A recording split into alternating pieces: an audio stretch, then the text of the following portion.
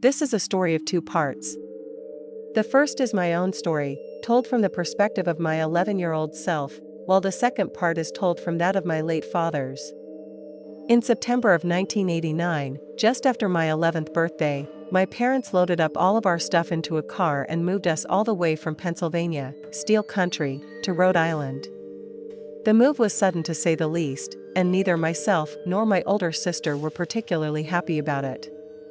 But Mom explained that Dad had secured a very good job out there and we could use the extra money to buy us new bikes, horse riding lessons, and all that good stuff. You get the idea. So we get there, and the house was amazing. It was brand new but still looked super old and fancy, and according to my parents the best thing was that it was free. The house was provided for anyone who held the position my dad had recently acquired, which was the vice principal of the very fancy private school we'd be going to. That didn't really mean much to us kids though. We were more than swayed by the promise of new bikes, but the thing that really won us over were our new bedrooms. They were huge compared to our old rooms, and when Mom and Dad said that we could help furnish them ourselves on a little trip into Newport, me and my sister were walking on air. We'd gone from very unhappy about the move to positively ecstatic, but as time went on, things started to seem really, really off. The first thing I noticed was how our new place was compared to all the other homes and buildings around the township. The place was nothing but old money New England elite, and it had the architecture to match. Most homes dated back to the 1800s, and some of the older cottages were built back to the 1680s. We weren't exactly complaining about that. Better to live in some new build than some rickety old cottage, no matter how storied it was. But the contrast was something that we picked up on as time went by. The second thing I noticed was the way people looked at our house whenever they passed.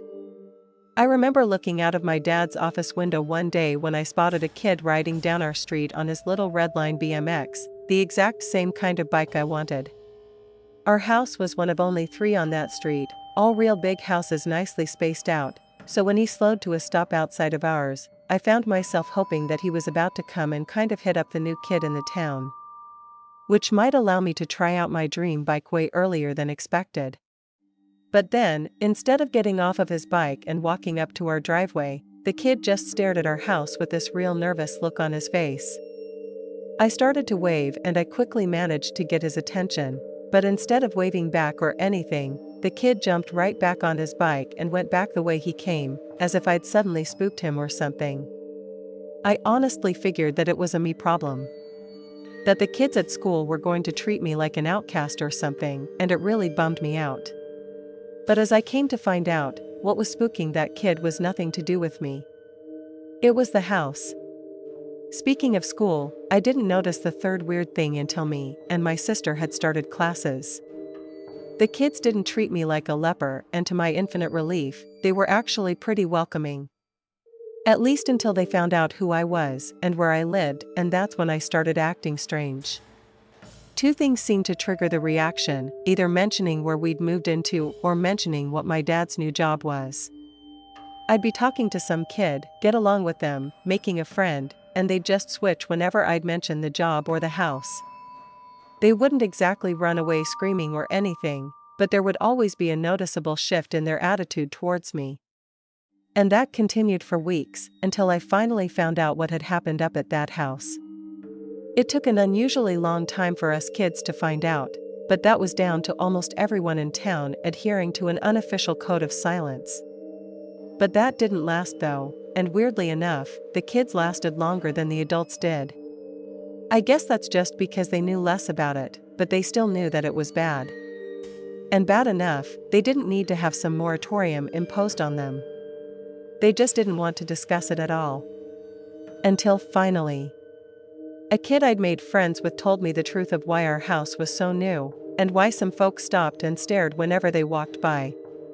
About 6 months before we'd moved in, there had been a fire at the old vice principal's house. The only survivor had been the guy's wife, while the VP and his 3 children had all sadly lost their lives.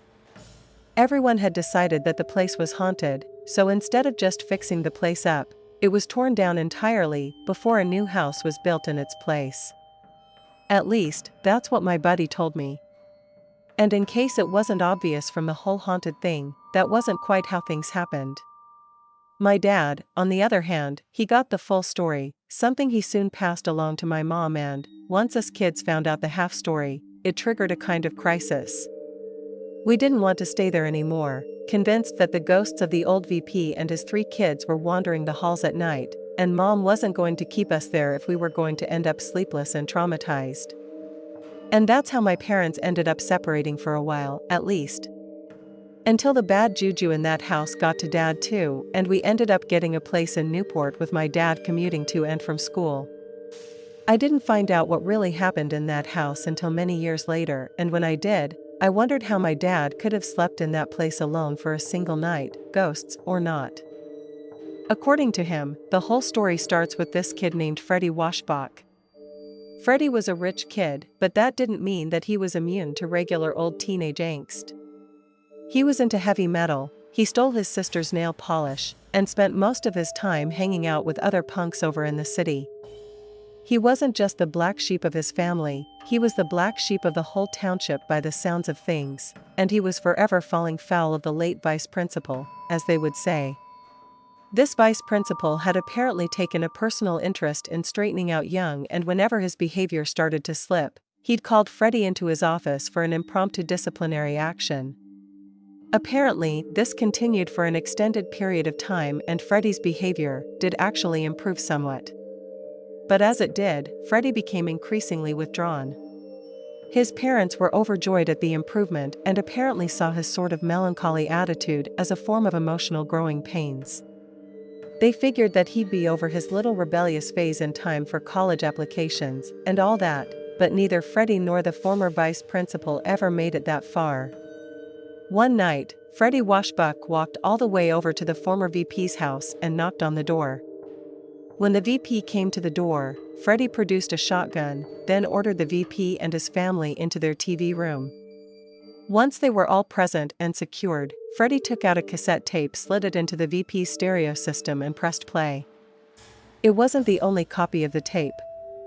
Freddie had posted the original to the chief of the Newport Police Department. He wanted the truth to come out, but as for the punishment, he was content to handle that himself. Freddie made the VP's family listen to a secret recording he'd made, one which documented the events of one of his disciplinary sessions. I don't know the exact details of it. No one really does. But it's safe to say Freddie was being subjected to some of the most horrifying and venal abuse imaginable. Then once the whole family, including the children, had heard what a soulless monster their father and husband had been, Freddie Washbach opened fire. He made sure to wing the VP and his wife. He wanted to make sure that they watched their kids die. Then once their kids were gone, Washbach fired another few shells at the parents. And then set the house on fire, and then turned the shotgun on himself. Yet in focusing most of his rage on his abuser, Freddie had neglected to ensure that the VP's wife was dead. Somehow, she managed to drag the bodies of all 3 of her dead children out of the burning house and onto the lawn outside.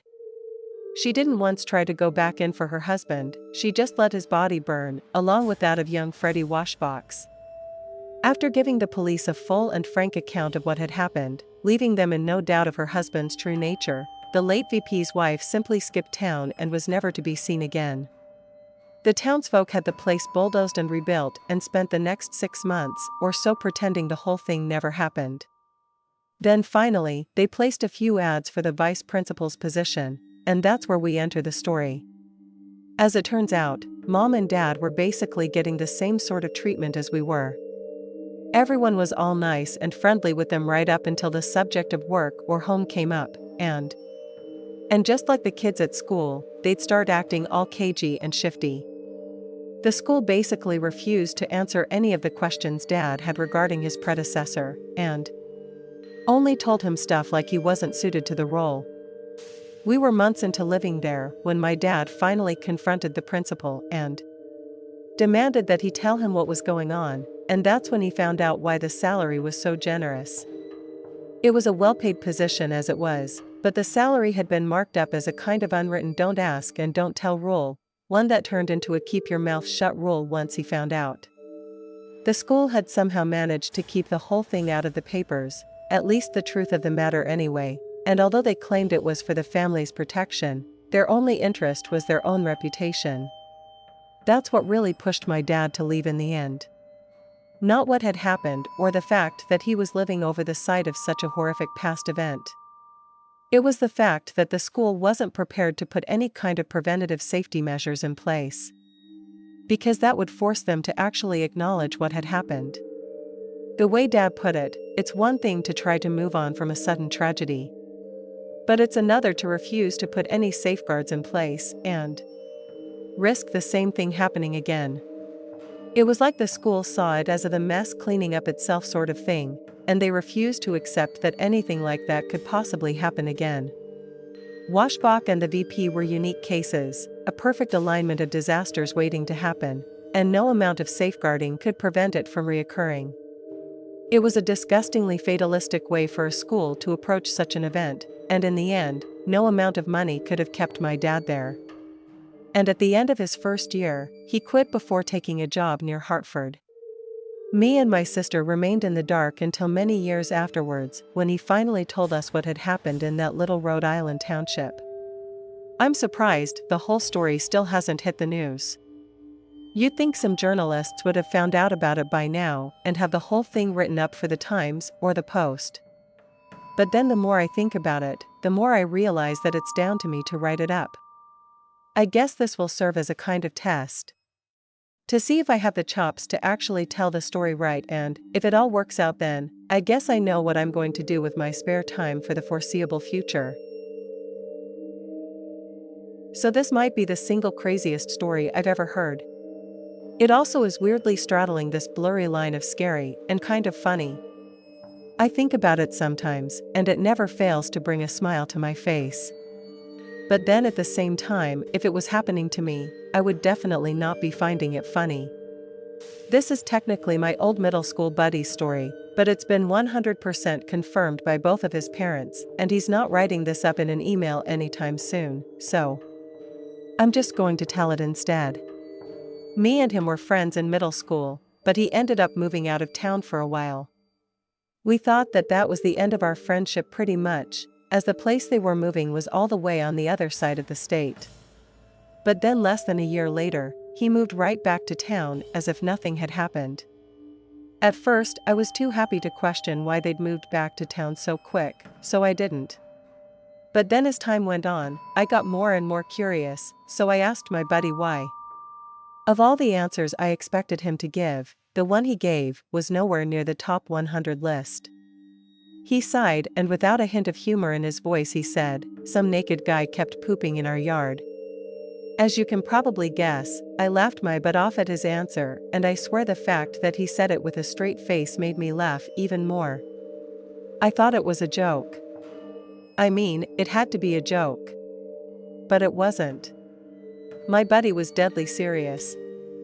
I remember when he first told me we were just sitting out in his backyard, and since I was friendly with his parents, having known them so long, I decided to go ask them myself. But then my buddy grabs me and with this scared, pleading look on his face, asks me not to say anything to his parents about it. And that pretty much convinced me that he was just talking crap and that it must have been part of some elaborate joke with myself very much at the center of it. But then years later, like I'd already mentioned, found out it was 100% true.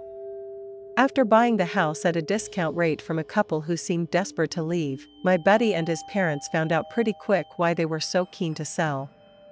Night after night, for like a week at first, a big pile of poop would appear on either the front or back lawn. The piles were so huge that at first they thought it was a bear or something. And his dad ended up staying up all night with a gun for maybe 3 or 4 nights straight until he finally caught the culprit in the act. It wasn't a bear. It was a man. A naked man who climbed into their backyard, took a squat, and then pooped on the grass. My buddy's dad said that he was so stunned that at first all he did was watch the guy just stuck in this half-stunned, half-terrified stupor. He did his business, then climbed back over the fence and ran off into the night again.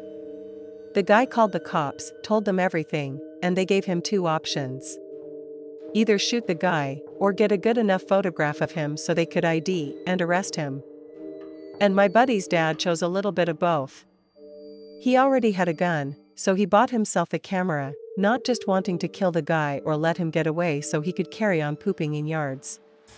So once again, he starts staying up all night, half kind of killing himself in the process because he's still working all day too. Then one night, he catches the guy. It's also worth noting that no other yards were being pooped in around this time, so my buddy's dad was livid at the idea that he was being targeted for some reason. So then when he finally sees the guy again, he waits until he's full squat, then rushes out with the camera and the gun to get some pictures of the guy up close. He figures he's safe because he has a gun, but I suppose he didn't count on the guy being a complete psycho, which considering the circumstances he really should have. The moment he starts taking pictures, the guy just lunges at him. Only my buddy's dad doesn't quite have the instinct or the training to even fire the gun at all.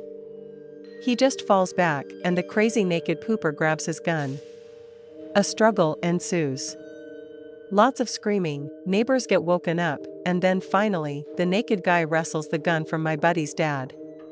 I get why it must have been terrifying, but the idea of this dude being naked the whole time just makes it all seem so surreal. Then he points the gun at my buddy's dad and pulls the trigger. Nothing. He tries again. Nothing. By that point, some of the neighbors were over the fence and they tackled the guy before he had a chance to cock the thing, which my friend's dad had completely forgotten to do before he confronted the phantom pooper. In that struggle, he dropped the gun and made a beeline over the fence. Luckily, he had gotten some pretty good pictures of the guy's face, and although the camera got smashed in the struggle for the gun, the cops were able to get the raw film processed. Wanted posters went up, and the guy's picture appeared on local news, and eventually, he was found and arrested. Only get this, the cops let him go. I don't know how exactly they managed to screw something that big up, but somewhere down the line, someone bungled some file or evidence or something and the guy got to walk. Soon as my buddy and family hear, poof, they're gone. Without even a word. Went to stay with some in-laws or something before they could buy their house back from whoever or whatever realtor was holding onto it. I think in actual fact my buddy's family moved back because some psycho was going to come back and potentially kill his dad. But the way he avoided such a traumatic thought by saying someone was pooping in our yard still cracks me up even all these years later.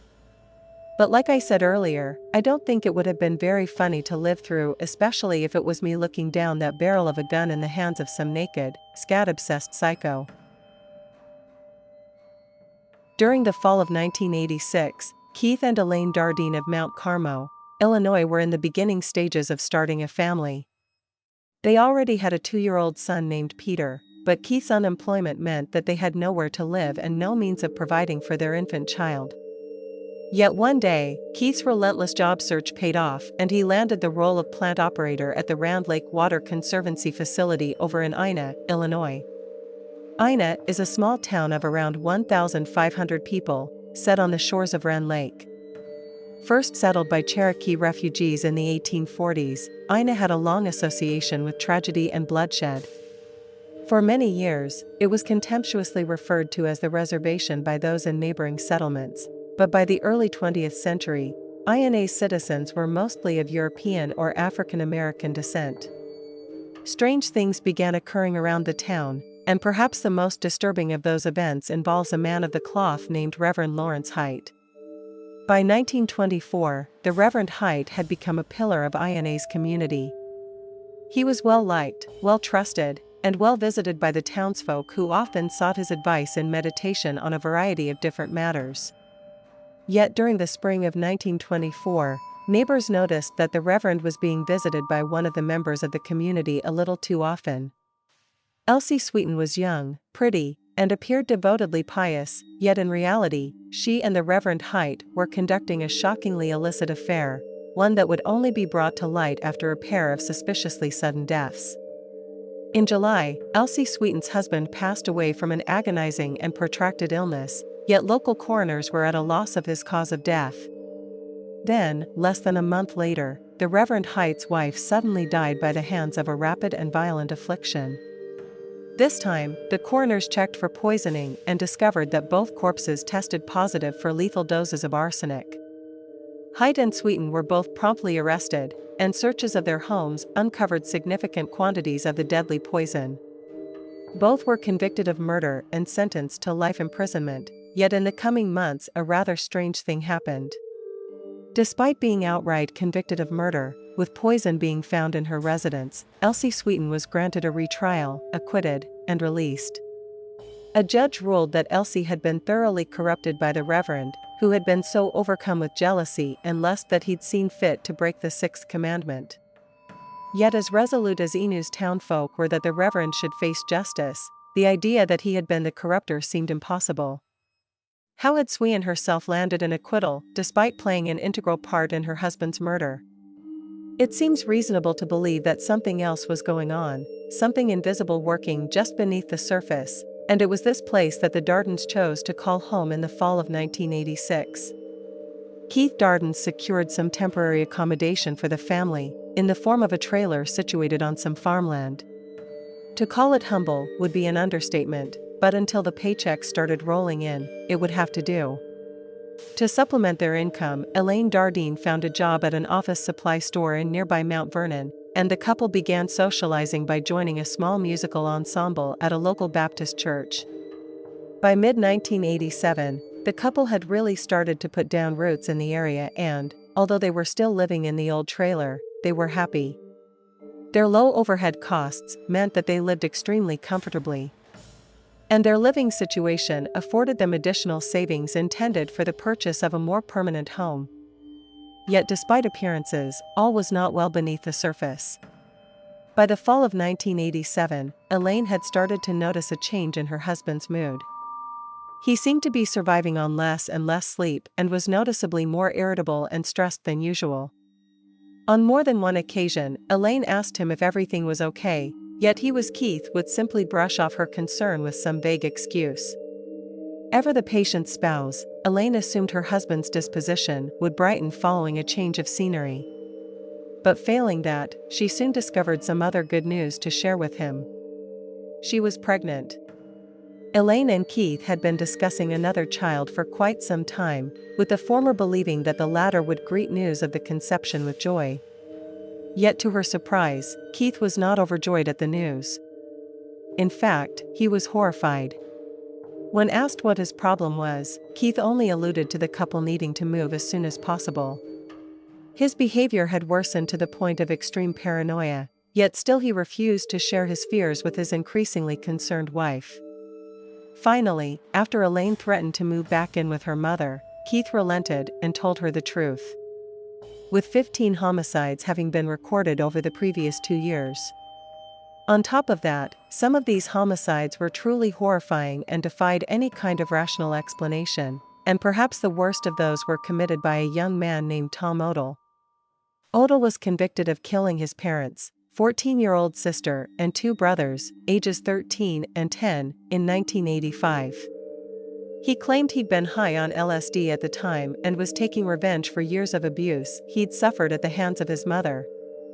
Yet witnesses stated, although it was fair to characterize Odo's mother as authoritarian, she was by no means abusive, and that Tom's claims that he had been tied up and starved were patently false. In reality, Tom had been engaged in drug use and petty theft since his early teens, and once his 18th birthday rolled around, his parents gave him a choice. Grow up and get a job, or move out of the house.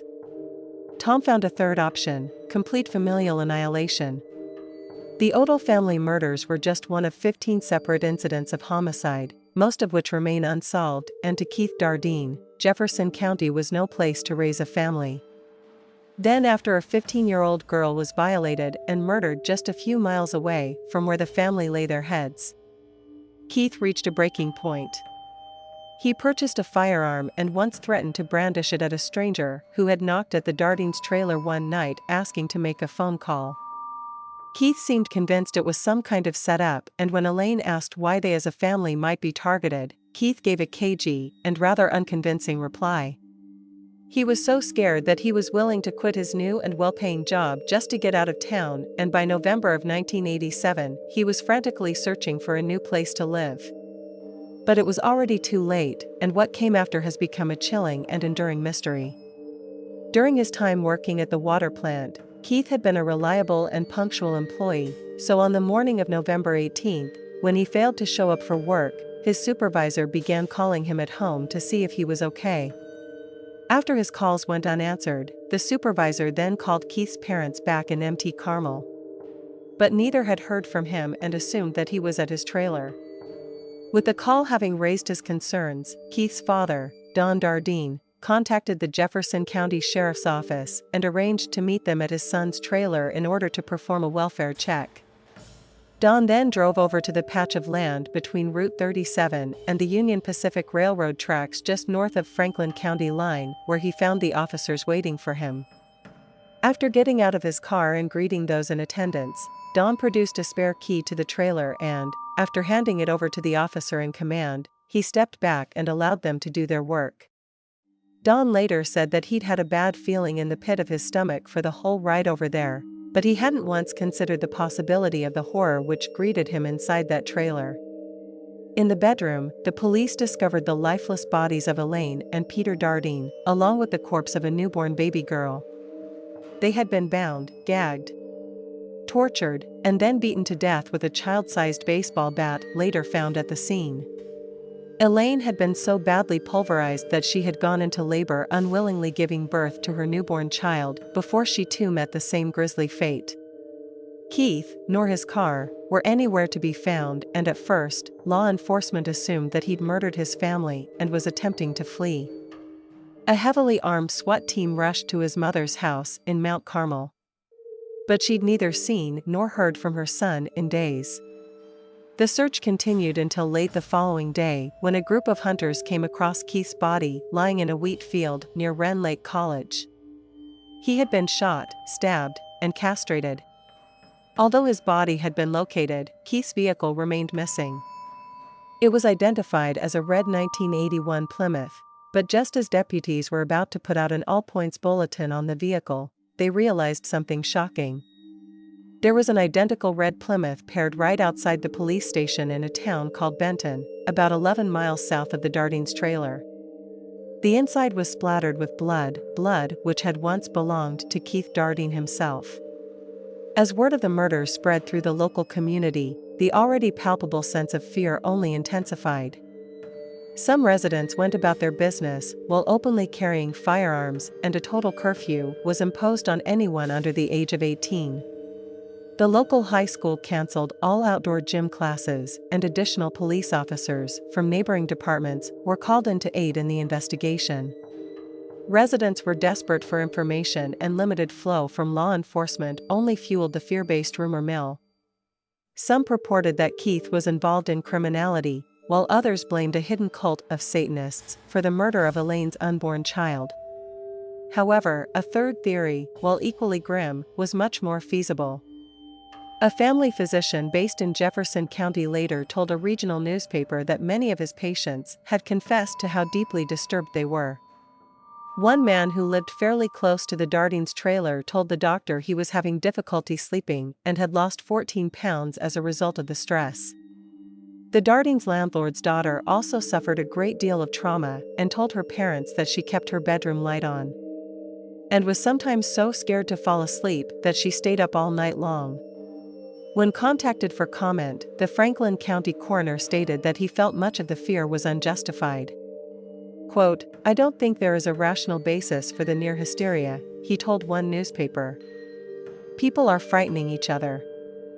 Although was arguably a form of hysteria, people's fears were very real.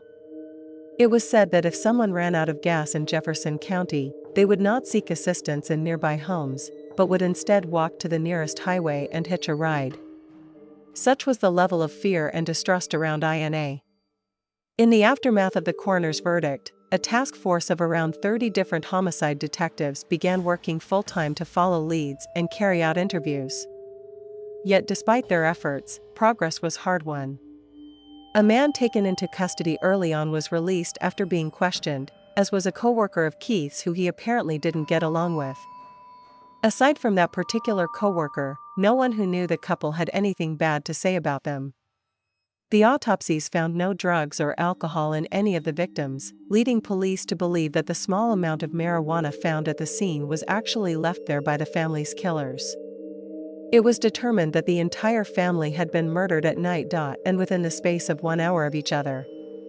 Inside the trailer, the killer had apparently taken the time to not only tuck Elaine's body into bed along with her children's bodies, but also to clean up the scene, suggesting they did not feel any sense of urgency to leave and that they were fully cognizant of their actions. But despite the scene yielding many clues, the motive of the killer confounded the detectives. The back door had been left open, and there was no evidence of forced entry. A VCR and portable camera were in plain sight in the living room and elsewhere in the house. Equally valuable cash and jewelry remained untouched. These facts essentially ruled out robbery as the motive, and the lack of any sort of carnal violation on any of the bodies precluded any theories of criminal perversion. Both Keith and Elaine were found to be innocent of any kind of extramarital affair, and no such evidence of chronic gambling was discovered. There was no chance the family had been killed due to exorbitant underworld debt. While some suggested that the Dardens had been randomly targeted by an unhinged criminal element, the Franklin County coroner disagreed. "I believe it was a very personal, deliberate thing," he told a regional newspaper, and a police expert on cults agreed that the rumor that Satanists were responsible was untrue. In his experience, such groups would often mutilate bodies more extensively, harvest organs, and leave symbols and lit candles at the scene of their crimes. No such items have been found at the Dardens trailer. However, police did allow for the possibility that there had been a case of mistaken identity by the killer or killers. Keith's mother, Joanne Dardeen, later opined that there had been some other motive for killing her son and his family. "I think someone wanted Keith to sell drugs, and he refused," she said during a 1997 interview, "or there's a possibility someone liked Elaine and she wouldn't accept his advances, and he took out his rage on both of them. We just don't know." Before the case officially grew cold, it perplexed two FBI profilers who had traveled down from their Chicago headquarters in order to review evidence. One stated that the crime defied their typical analytic methods and that it was rare for so many possibilities to all hold sway. Joanne Dardeen continued her efforts to keep the public from completely losing interest, and throughout the 1990s she regularly contacted law enforcement to offer possible leads and request new information. However, as time went by, the most likely explanation was whittled down to an early theory that the Dardeens had fallen victim to a serial killer. For a short time, law enforcement showed interest in Angel Matrino Resendez, then known by his alias Rafael Resendez Ramirez, following his apprehension by Texas police in 1999. Resendez often traveled around the country by hopping freight trains, choosing his victims near the tracks he traveled and often beating them to death. While those elements suggested the Dardeens' killings, authorities in Illinois were never able to connect him to the crime. However, it wasn't long before yet another serial killer would come to the attention of local authorities. On December 31 of 1999, a man by the name of Tommy Lynn Sells cut the throats of two girls near Del Rio, Texas. Sells claimed to have suffered blackouts prior to each bloodthirsty crime, which he described as a coping mechanism to deal with the abuse he endured as a child. Miraculously, one of the girls survived the ordeal and went on to aid the police in identifying her attacker. Sells was eventually convicted and sentenced to death, but while he was awaiting trial on the first murder charge, he began confessing to a whole host of other murders. One was the Dardenne family. In the mid-1980s, Sells mostly resided near St. Louis, Missouri, and made money from working at traveling carnivals and fairs as a day laborer or through theft. He hopped railcars as his primary mode of transportation. On one such trip through Jefferson County in November 1987, he claimed to have met Keith at a truck stop near Mount Vernon. Sells then claims that Keith invited him home for dinner, and after the meal, Keith apparently angered him by proposing they engage in intimate homosexual relations. Sel's reaction was to force Keith to drive at gunpoint to the location he was killed, and after castrating him, Sel's returned to eliminate the witnesses. "I was just so angry that I took it to the maximum limit," Sel's later explained. Rage don't have a stop button. However, Sells later brought his reliability into disrepute by completely changing his story. In his second version, after spotting the Dardine trailer with its for sale sign outside, he saw an opportunity to commit a heinous act of violence. He could maim, kill, then dispose of the Dardines, and people might assume they'd just move on. After all, Sells knew firsthand that little attention is afforded to the poor and the destitute. After drinking beers and waiting for the right time, he knocked on the door and told a wary Keith that he was interested in buying the trailer. Then, after gaining entry, Sells overpowered his unsuspecting victim and forced him at gunpoint to bind and gag his wife and son with duct tape. Once the act was completed, Sells drove Keith out to the field, where he castrated him, shot him, and left him there to die. To some, Sells' eventual execution was justice for the Dardines. Even though he was never charged with their murders, both the Jefferson County State's Attorney and Sheriff Roger Mulch agreed that he remained the number one suspect. And this was down to the fact that although Sells had completely changed his story at one point, he was privy to information that only a select group of investigators knew. In their eyes, there was no doubt that Sells had committed the murders, or had at least been present when the crimes had occurred. The fact some of his statements completely contradicted the evidence didn't seem to bother the investigators, who deduced that Sells was attempting to cover for an accomplice by taking sole responsibility. Regardless of his involvement in the Dardines murders, police in Texas confirmed Sells was responsible for 22 murders. However, many began to suspect that Sells was inflating his body count in order to avoid the death penalty. By continually confessing to murders he was not connected to, Sells could either arrange a plea bargain, or could delay his demise for as long as he could deceive the authorities for. And in the process, scores of killers might potentially avoid justice. Yet only one thing was abundantly clear. Sells wasn't telling the whole truth regarding his interactions with Keith. For one, friends, family, and investigators were extremely skeptical that Keith would have just invited a stranger home for dinner. If he wouldn't let a young girl in to use the phone, he wouldn't let a grown man in, a friend later said. They also refuted Sells' claim that Keith made advances on him. The detectives who interviewed Sells believed that if he did indeed kill the Dardines, he invented that detail to make the crime seem more justified. At first, Keith's mother was convinced of Sells' guilt and actually wanted to meet with him at one point in order to obtain a degree of closure. "Some people may think that's gory, but when someone does something to my family, I want to know why." Sells, on the other hand, remained averse to any potential meeting. "Joanne wants to talk to me. If she wants to come here and talk to me, scream at me, yell, kick me, hit me, she should have that right," he said. "But sorry ain't gonna cut it. So what's there to say? I could tell her sorry every day for the rest of my life, it's not gonna stop her pain. And one thing I do know about is pain. And it don't go away." However, on the eve of Sells' execution, Joanne Dardine revealed that doubt had crept into her mind of late. "There's just a little bit of doubt there," she told journalists. "Not that he didn't do it. I'm wondering if maybe somebody helped him." The two never did get around to having that meeting, but by the time of Sells' 2014 execution, Joanne had come to believe that he was not the man who killed her son, daughter-in-law, and grandchildren. "I wanted him to stay alive until I know positively that he didn't do it," she told the Associated Press shortly following Sells' time of death.